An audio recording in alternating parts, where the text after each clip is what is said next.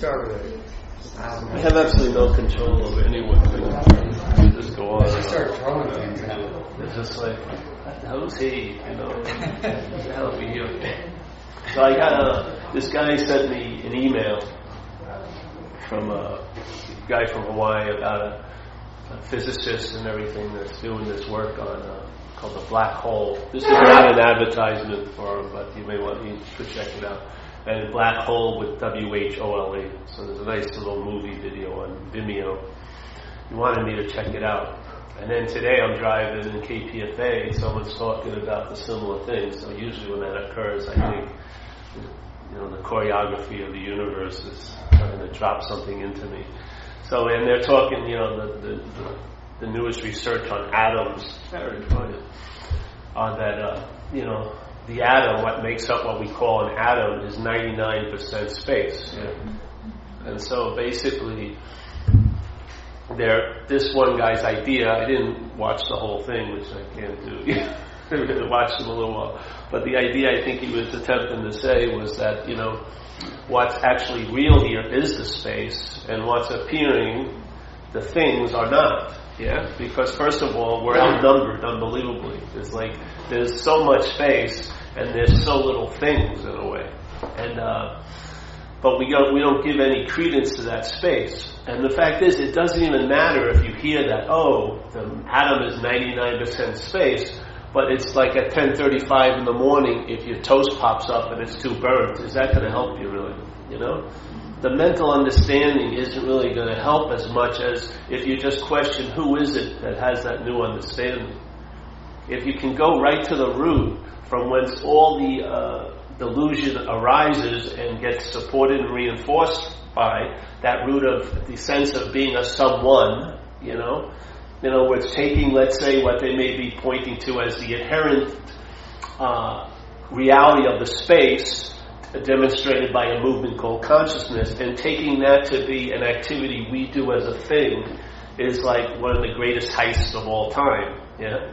So once the sense of no-thingness is taken to be something that we do or we're in, then our attention and interest is blind to what's really going on, and we only see like the reflections of a mind. Yeah. A mental dance of conditioning is projecting a reflection, which is all these little dancing things going on and all these dramas and everything like that.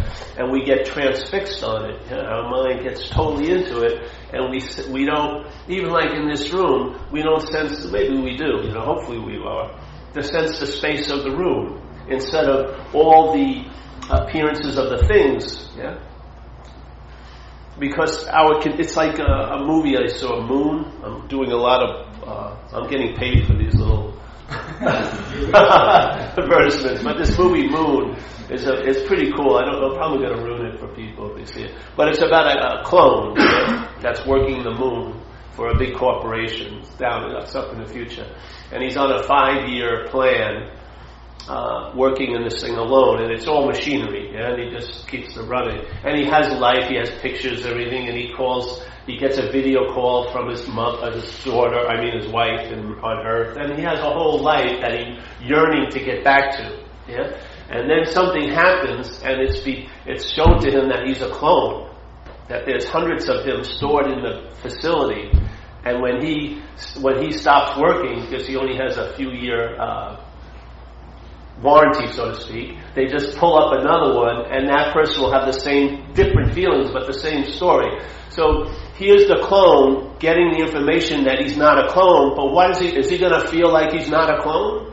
Even if he starts thinking that he's not a clone, or feeling that he's not a clone, he's still going to be thinking and feeling from the programming. Yeah? In other words, like the clone can't get out of the clone, the self can't get out of the self. The programming is in place. So if I hear the message, everything is space, I'm still more concerned about the paper boy missing my porch this morning. You know what I mean? I bet you physicists that realize nothing exists here are still arguing with their wives and taking something really seriously. Where does it translate into an ease and comfort? Yeah? Where's the missing link that understanding actualizes into being available or workable in where the rubber hits the road, like the living of this place. Yeah, there seems to be a big something goes off, right? It's sort of like in Buddhism they call it like mind candy. So you get a lot of this information. It's a great understanding, but is it translating? Yeah. So the clone now starts learning so much that he's a clone, but the feeling that's holding that information that is he's that person who has a wife and has a life, and he's tired of being on the moon, and he can't wait to get home to see his wife, even though there's a little bit of his wiring's getting screwed up. The fact is, there is no wife. It's like the great Talking Heads song. There is no house. There is no wife. Is this your beautiful wife? Is this your beautiful house? Yet, still, the underlying program very rarely gets touched, because there'll be still a feeling, oh, I'm a clone. Yeah? The programming of the you will now feel, oh, I'm a clone. How could I be a clone? But you see, the whole programming, be it a clone, somebody's walked in late, you missed it, you have to watch the movie. The whole program, being a clone or not being a clone, is held on a point of programming already. Yeah? There's still the feeling of you not being you anymore, or you, oh, I'm a clone. Yeah? There's no way self can get out of self. You can tell the clone to you, blue in your face, you're not a clone, you're not a clone, you're not a clone. And he'll go, that's right, I'm not a clone. But first you go, oh, I can't take him there right away. You're a clone, you're a clone, you're a clone. Oh yeah, I'm a clone, but both things that's the clone and not a clone are the same. The same sense of being a long-lasting, independent, separate something. Yeah? That becomes dominant in our traveling here. So you hear that, oh, the atoms are made up of 99% space. And, basically what's real here is no thingness. Yeah? And what's unreal, obviously, would be what's appearing from no thingness, which is thingness. And I would say we fall into that category. Yeah? Because I'm perceiving this thing. Yeah? And you're seeing this as a thing. Yeah? And that thing is never going to become a non-thing. It's realizing you're not that thing. Yeah? The realization is you're not that. Then there's no confusion when you really, really hear all the information about what you're like. Yeah? All the terrible things you've been denying or avoiding and trying to song and dance around. Let it all land, because what? It all distills into, I am so much of that and I'm not. Yeah? But while I'm trying to make it unreal, it's as real can be, because you and I are dreaming this place. We're a big participant in how this place is. Yeah? It's not convincing the dreamer, in a sense. It's realizing you're not the dreamer. Yeah? And that's the dreaming. Yeah? The dreamer is still a thing. It's still an object. I'm the dreamer. No, you're not. You're dreaming. Something is dreaming. There's dreaming, let's say. And you're an appearance in that dream. And that appearance is never going to leave the dream as the appearance. It's like, it can't leave, it's sort of like that piece only applies to Monopoly. It doesn't apply to Risk or to any other games. You can't move the boot into other games, yeah? Let's play whatever they are, Risk and stuff. Yeah? The boot's in the Monopoly board. The boot's never going to transcend the Monopoly board and move to a bigger or better game. Yeah? It's the realization, hey, I may not be that. I may not be that boot. Yeah? Yet you're going to feel like a boot. Everyone's going to see you as a boot most of the time. Yeah? Your mind is taking you as a boot. All the stuff that's here to shout out the reality of this place is probably going to still be shouting out the reality of this place. But there's going to be a sense, hey, I'm not that. I am not that inference. I'm not that phantom. I'm not that assumption that all of this activity, all of these perceptions are basically here to support. Yeah? Now that's not a mental denial, because a mental denial doesn't work, yeah? Because it's self and trying to get out of self, yeah? It's some kind of, I would say it's a mind denial, but not mental. It's not a mental process, but I think it's of mind. And when the mind sees or entertains the possibility, I may not be that which is the doer, is the body, is the one who's living, is the one who's responsible and has choice. I may not possibly be that.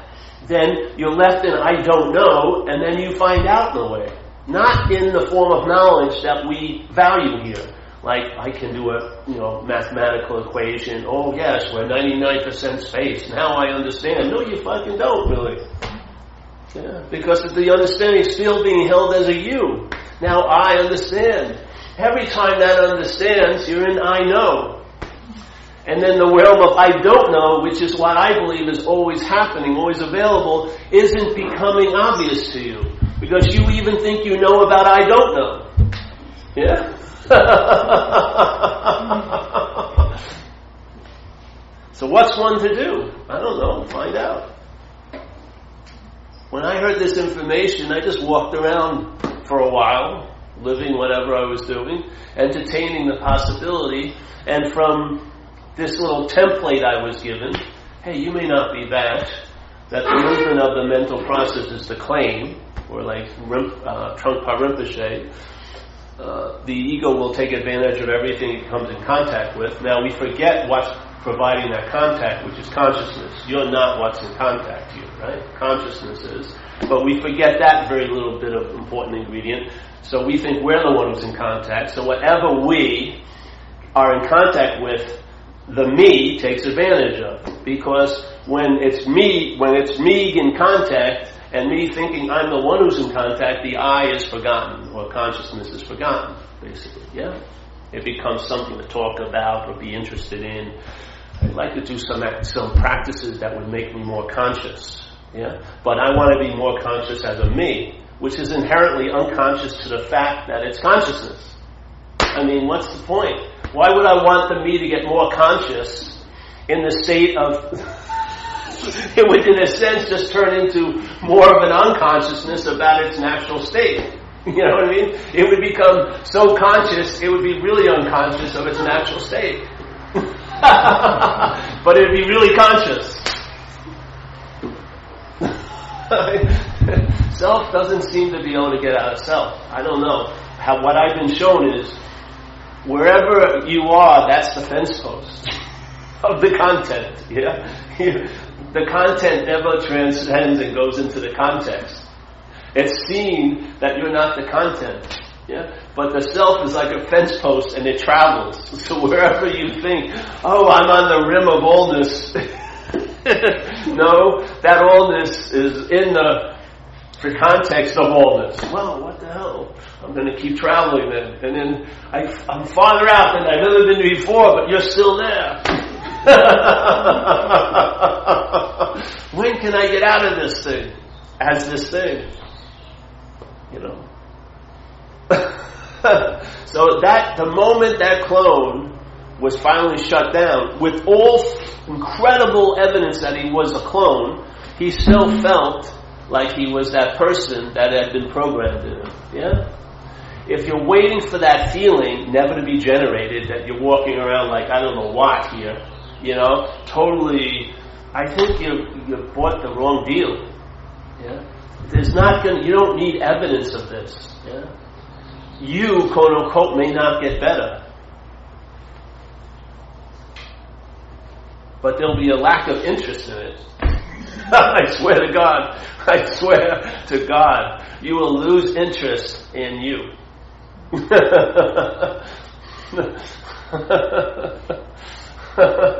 Why? Because it's not you. I swear to God, it's the easiest way to get out of something is realize you're not in it.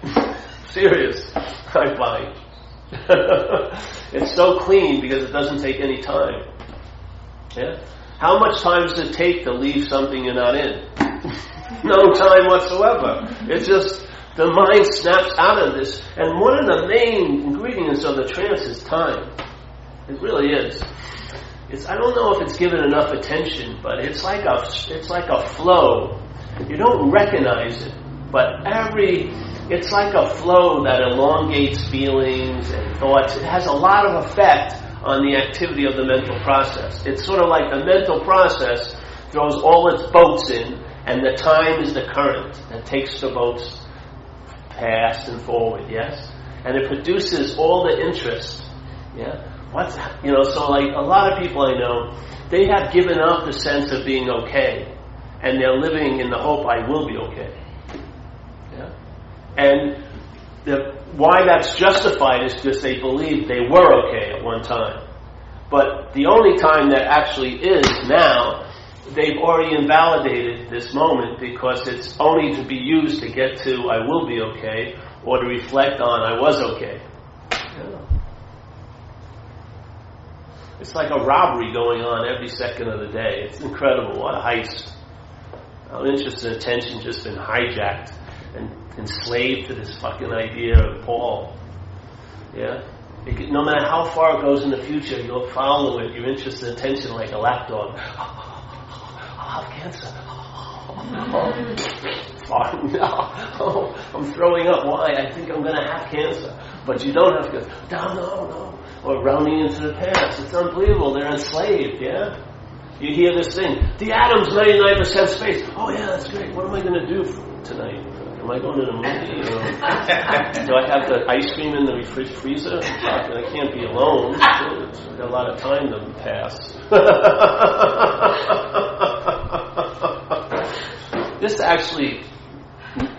This translates when the rubber meets the road, man. You travel lighter. And through the traveling lighter, you know you're onto something, yeah? You know the quote-unquote problem. And we can get esoteric and say there is no problem, and that's true. But in the daily activity, the problem, yeah, is only really revealed by the solution.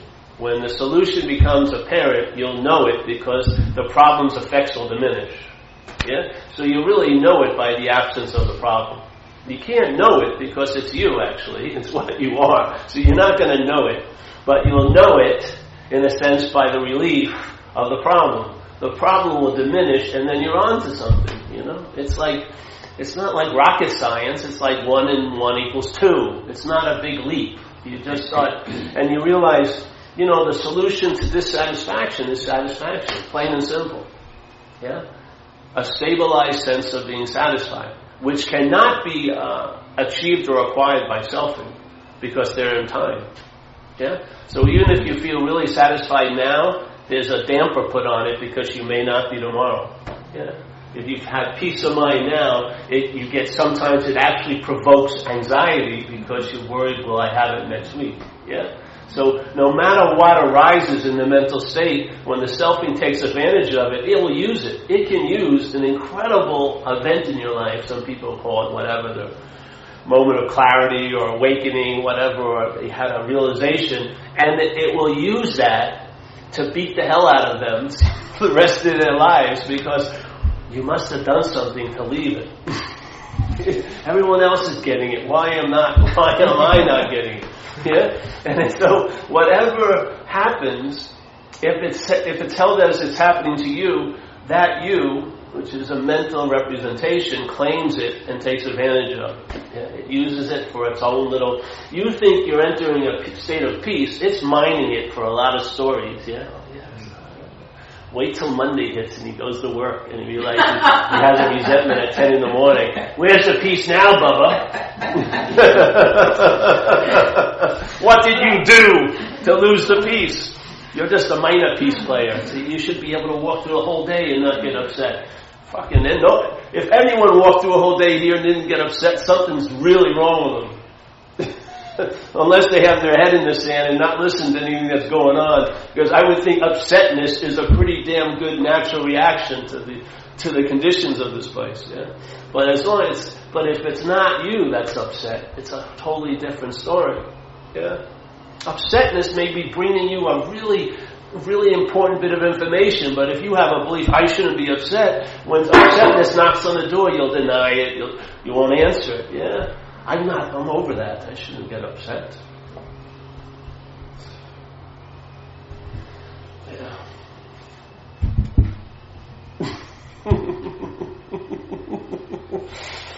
I'm like a pig in shit right now. I mean, I have it so good. I wake up, I get an intuitive hit. Hey, I should go to the beach. The beach is beautiful. Get to surf for a while. Come over here, have satsang, enjoy the space of this, yeah? I have no plans for the rest of the, for the rest of the day. All the lines are closed. I'm not trying to acquire value or accrue any credit. It's all pretty much chilled out. And it didn't take 8 hours of meditating to provoke it. Your inherent awakeness is more than enough, I would say. I would really say your inherent awakeness is more than enough. Start there, maybe. If you want to play with it and have experiences, far out. If you don't, far out. Yeah. My greatest feeling is I've been freed from the need to be liberated. I'm telling you. I was hooked by that spiritual seeking. I wasn't, obviously, the mind for years. And you know what? It blew my mind because I was brought up a Catholic in Long Island, Irish Catholic. And I read Be Here Now and the autobiography of Yogi. I think everyone in my age, that was the first two spiritual books they read. Be Here Now and the autobiography of Yogi. And so I'd be standing outside at night thinking, it's an inside job, at least. You know, those two books gave me a direction. Forget about out here. It's, you gotta look at the mind itself. And and then suddenly I met a guru, which was unbelievable. One of my friends saw this guru. He was 12 years old. I don't know if he was a guru, really. He was the son of a guru. It was like the family business, and he was getting passed on. But he had tons of these, like, people called Mahatmas, who were like saints or whatever. I don't know what they were. And they had meetings, and they were saying, hey, come to this place in East Village and receive knowledge. And so my friend went, and so I went the next day with my friend Jimmy. And we got knowledge, and it was a form of meditation, and it was great. And then suddenly I was in a spiritual world, and I had millions of ideas about the spiritual world, yet I never was introduced to it before. So the mind is just tons of ideas. I would say a lot, maybe not infinite, but a large amount of conditional ideas. And once something that reminds it of those ideas shows up, it starts injecting everything about that with all the meaning it has. And I could not believe how much meaning I had around spirituality. I had unbelievable. And so then he was presented as the Lord of the Universe, which to me, in my head, was pretty big, The Lord of the Universe, you can't get much higher than that. The Lord of the Universe, and where everyone's doing service. Hey, get over to the city. We got to do service. The Lord of the Universe is coming. Oh, hey, drive in the city. We'll paint a place. But I love the meditation. And then when I finally met the Lord of the Universe, I didn't really like the Lord of the Universe. And this was really painful because there's the Lord of the Universe. I don't like the Lord of the Universe. What does that make me? It didn't make me much. Yeah? And from that point on, the whole spiritual practice, other than the meditation, was used to beat the living hell out of my pinata me. With spirituality. Where I got to a point, in a joking way, but it was somewhat serious, I wanted to kill him. I figured the only way I can get him out of my head was to get rid of him. So they were having a big program in Florida, and I had strayed and I was doing drugs again. But I decided to go up there and I did service. But the whole time I had these overalls on and I had a vial of cocaine that was like my security. Instead of like a spiritual amulet, I had coke. I can make it through this. I got the coke. This is good. It was a 7-day program. And by the 5th day I wanted to kill him bad. So he would drive around in an open car in the day and everyone would be adoringly standing on the sides. And so I was sitting there thinking, man, if I hit him with like a poison dart that had a delayed reaction, and then he'd die like 70, 80 yards away, they would never know it was me. And I'd lay on the ground fantasizing about it, because I couldn't get it out of my head. This is what can happen. The mind, you don't know what's behind the surface. You have ideas about everything. There are ideas available about everything. Everything that you haven't met yet, if you did, you'd have ideas about it. They're all waiting, like dammed up avalanches, just waiting for your karmic conditions to bring about those relationships. As soon as it does,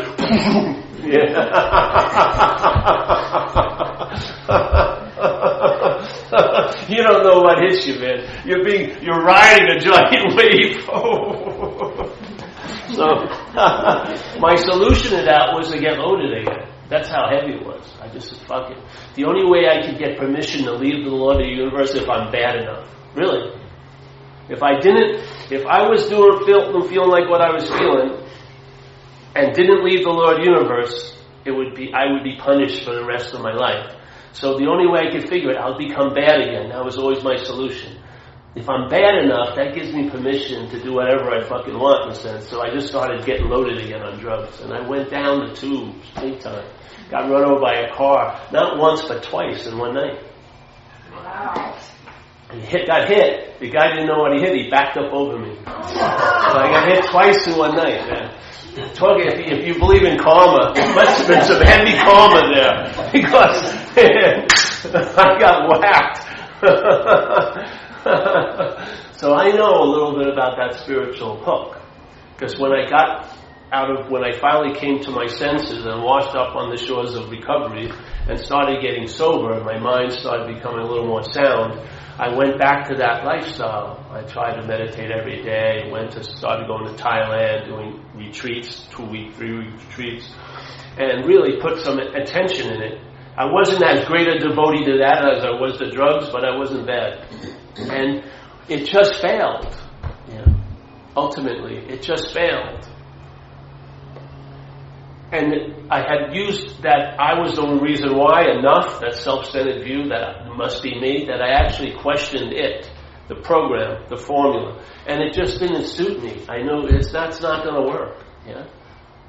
And so that was the only identification I had in my life, because I was a house painter. I wasn't even that good at that. So it was my spiritual seeking. So my mind had a lot invested in being a good spiritual seeker. But my pants fell down, and I didn't pull them back up, and it was like being like naked down at the depot in Mill Valley, you know. And I just stood there, and something was relieved, you know. My mind just moved in a different way, just like recalibrated. Just a little bit of a shift, but you realize a view that's off here will geometrically progress, because here is space, which it gives it room to progress in, and time, it gives it room to do it. Yeah. So if there's a little bit of a offness, it can seem like a huge offness here in time. Yeah. That little place where it started seemed to recalibrate. Something just moved it to another location, and then there was a new seeing. You know, it was like an unspoken yes. Something moved, and that was that in a way. It doesn't mean everything got blissful, but something became an absolute. Yeah? Just locked in like a foundation. And all the spinning shifted from that foundation. Because before I had the selfing as the foundation, which is spinning itself, yes? So of course things are agitated. It's like a double whipping thing. But when this sense of no, you know, like became a foundation, all of this agitation lost its oomph, yeah? Because it's feeding off of this agitation, the selfing. The selfing is endlessly seeking, yeah? It wants to become a self or unbecome a self it thinks it is. It's just an incredible, it's like the raw picture of a mind addicted.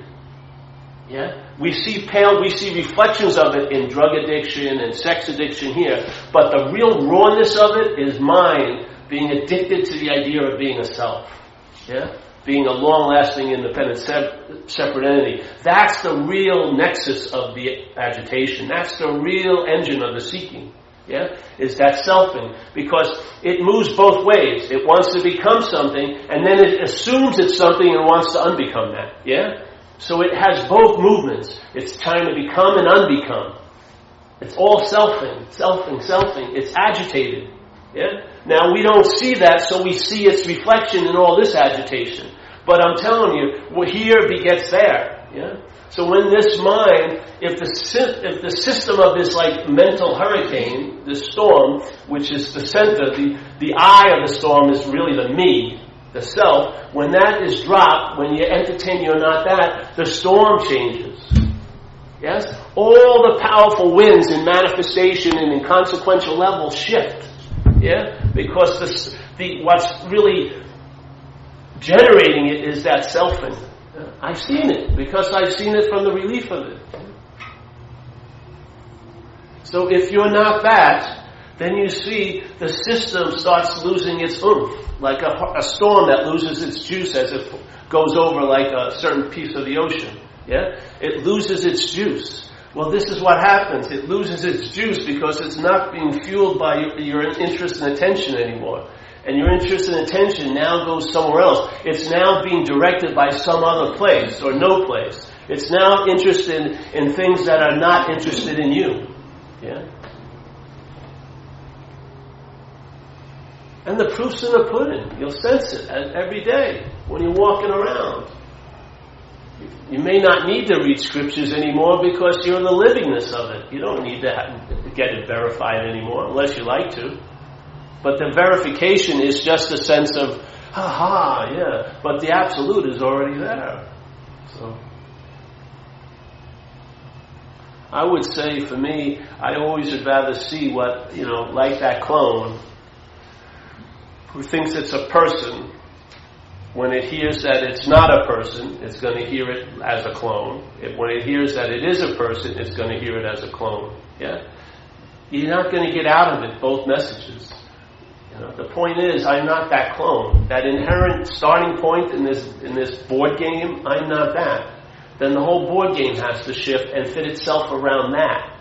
Yeah? Instead of having the whole board game fitting itself around the idea of being a you. And if you're not the center of the quote-unquote storm, who is or what is? If you're not the center of it, what is? If the awareness or consciousness that's being demonstrated all day through conscious contact isn't what we are, then what the hell are we? If we're not of thing, then what are we of? Like Jesus says, you're in this world. I don't know what he says, but in the books, he says, I like this statement a lot. We are in this world, but we're not of this world. So we're in this world of thingness, but we're not of a thing. Yeah? We're not of a thing. So then you hear, the atom is 99% space, far out. Because you have the sense of that already. Your attention now is very interested in what's real, space, more than what isn't real, all the things appearing in space. You still have enough interest and attention to navigate this place, but you're not enslaved to it. Yes? Your interest and attention now, because I believe interest and attention is of no thingness. You can't see it, can you? You don't have a quality of it or a quantity of it. You can't pack it into a box. All right, you get your weekly ration of interest, all right? Spend it well, whatever, No, there's just a lot of interest and attention. It's a sense, it's an activity out of no thingness, from no thingness. So once the interest and attention is unwedded to the self, which is a mental thing, yeah? It may now be attracted to its own nature, which is no thingness. So while you're sitting in a room, you'll sense the presence of what? The space in the room. When you're walking around in the day, you'll sense the presence of what? All the cars and the people. You'll perceive all those, but you'll sense the presence of the space. Yeah?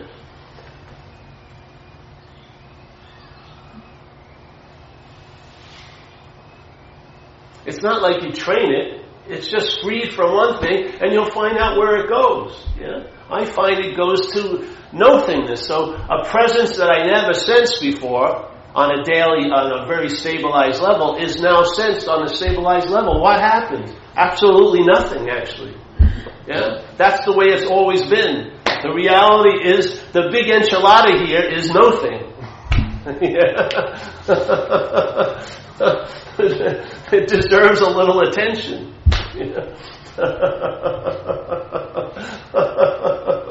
How do you give it attention? Well, you don't. You just see what you're not, and then the attention shifts from that to this, let's say. But there's no you taking it from there, wrestling it from this, and then giving it over to that. That would be still attention on things, yeah? Self can't get out of self. That's probably the biggest dilemma we have here, yeah? It's like that old thing I used to say, you hear the message, you're a lion. And you're not a lion, I'm not talking about but it's, it's emblematic of something. So you're a lion, so you hear the message, you're a lion, you're a lion, you're a lion. It sounds really great. You're a lion, you're a lion, you're a lion. It hits your ear, and now it's, I can become like a lion. Yeah? No, that's not it. See? As soon as the selfing claims this message, it turns it into what it thinks it is, which is, I, the self, am going to become like a lion. Which means you'll never be a lion. Yeah? The harder you try to become like one, it just verifies that you're not one. And you're not going to get out of that. You're not going to get out of it. It's not a point where you try to become so much, it negates the little opposite boomerang reaction, which is affirming that you're not. It doesn't work that way. Mind is pretty rules.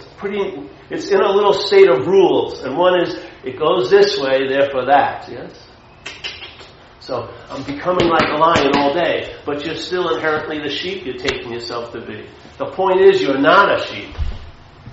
So I'd much rather go to that, an entertaining of what I am not an entertaining of what I am. Because if I entertain what I am, I'm doing it from what I'm not. And it's very difficult to break that habit. But if I just go right to what I think I am, it negates that. Yeah? It changes it creates a different dynamic, which a door that wouldn't budge swings open, so to speak. Yeah? Because you're trying to open a door while it goes the other way. Yeah? And when you stop that, it swings open. And then it's like the open gate, the open gate or the gateless gate or the open secret. Where before you have to pull or push, yeah? But if I'm not that, then it just goes, and then you see, doesn't take any time whatsoever. All the time that we take is not being that. This is all about not being that. This is why we go do these talks. Because the mind is really addicted to trying to be that. So, in time, that's where it fills itself up with. I'm going to be that no matter what. But when that drops, it didn't take any time for that to occur. Yeah? Yeah? Yeah. It's like the letting go doesn't take any time, it's the holding on. The holding on is what's producing the sense of time. The letting go, and the holding on, it sometimes looks in the story that the holding on was necessary to let go. But there is a big gap there. They're not the two things. So letting go, I have a sense, takes no time because it's not even a letting go. You just realize you're not who's holding on. Yeah? If you're not who's holding on, it's better than letting go. Yeah? Because if it was letting go, it would probably be you doing it again, right? Then you'd obviously hold on again. I'm going to hold on to the letting go. How do I hold on to the letting go? I really like the letting go. I'm going to hold on to it. You can't get out of the system. Yeah? It's a failed system. And you can't transcend an imaginary place. It doesn't work.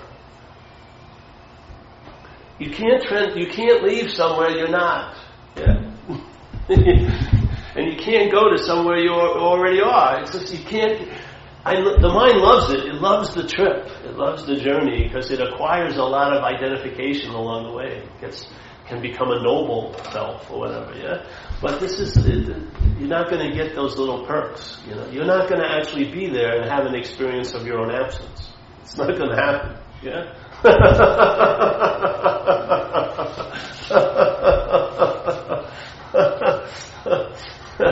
This coming here is not to hear the message. Coming here is to stop listening to the other message, in a sense. It's not about hearing another message. It's maybe questioning who's listening to all messages. Yeah. Or you can leave today, there's probably someone else giving a message, probably better than this message. Rush, go ahead. Get the more advanced, better message. It'll still be you having it.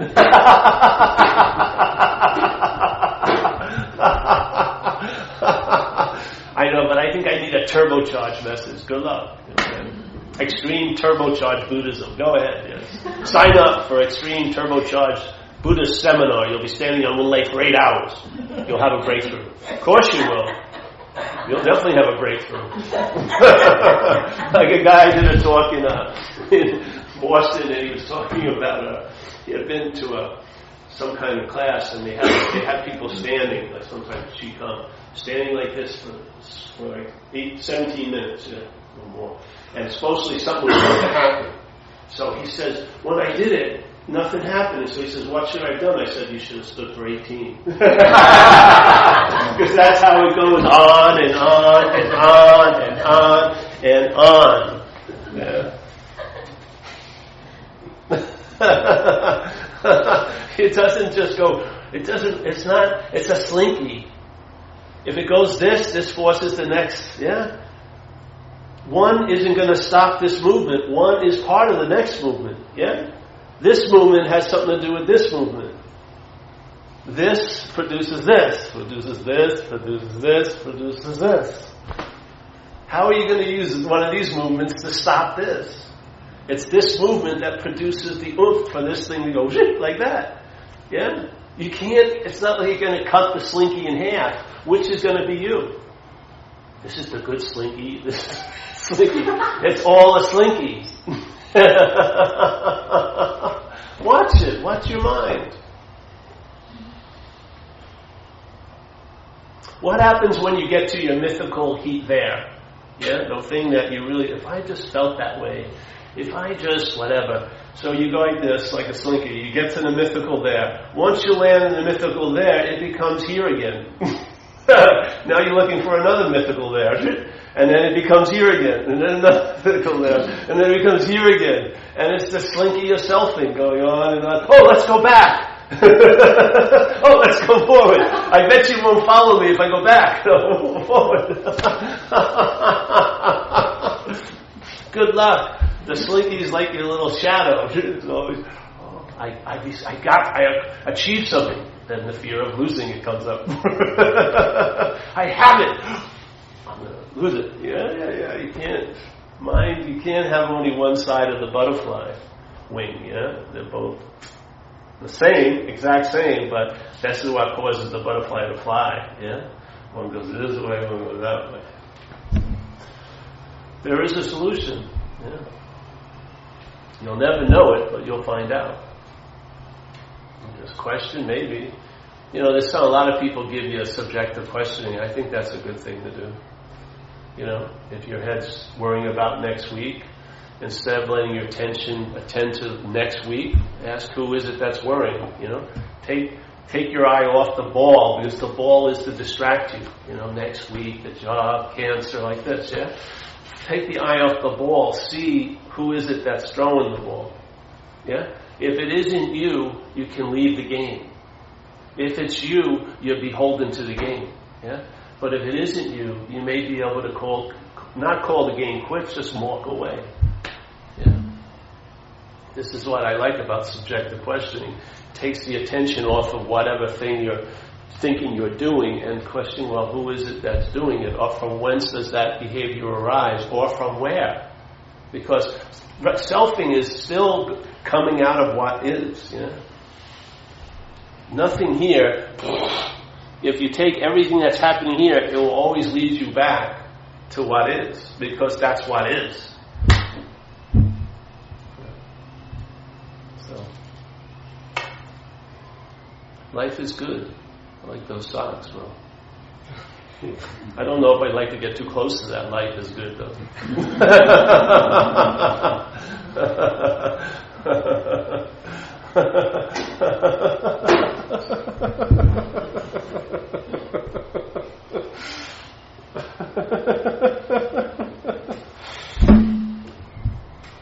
In recovery, we say, don't take yourself so seriously.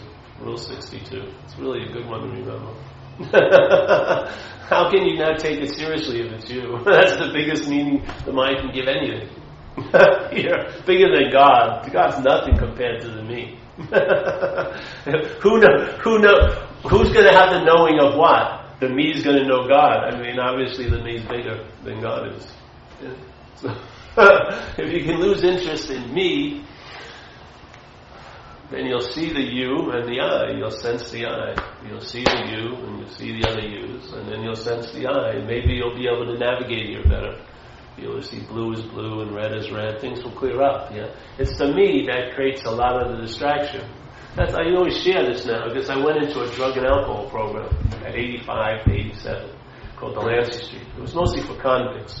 I had no idea about the problem. I didn't. I had no idea of AA. I probably could have shopped for some good, easier, softer rehabs, But I walked in, I volunteered to go in here, and it was mostly convicts and just a lot of convicts, people going to jail or coming from jail.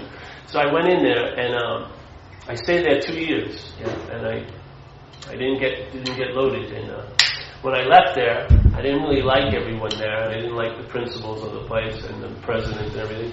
But I had to admit that my life was better with them running it than it ever did with me running it. Because they never saw me as a me.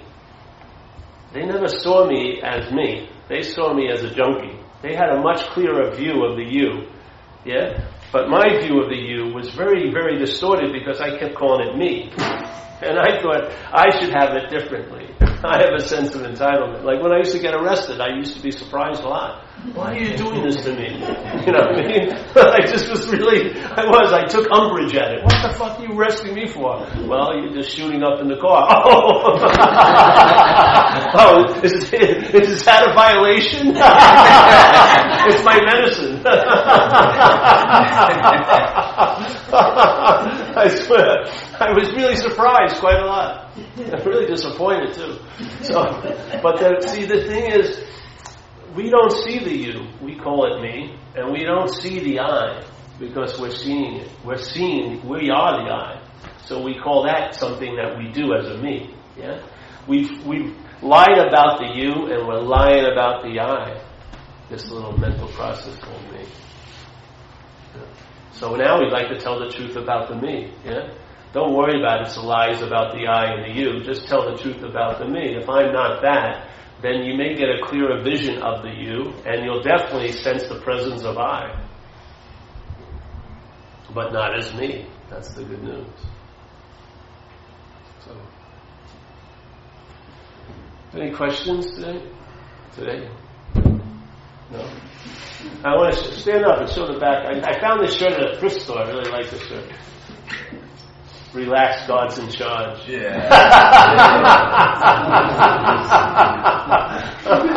Only because it was that size did you get it. I was going to keep it if it was large.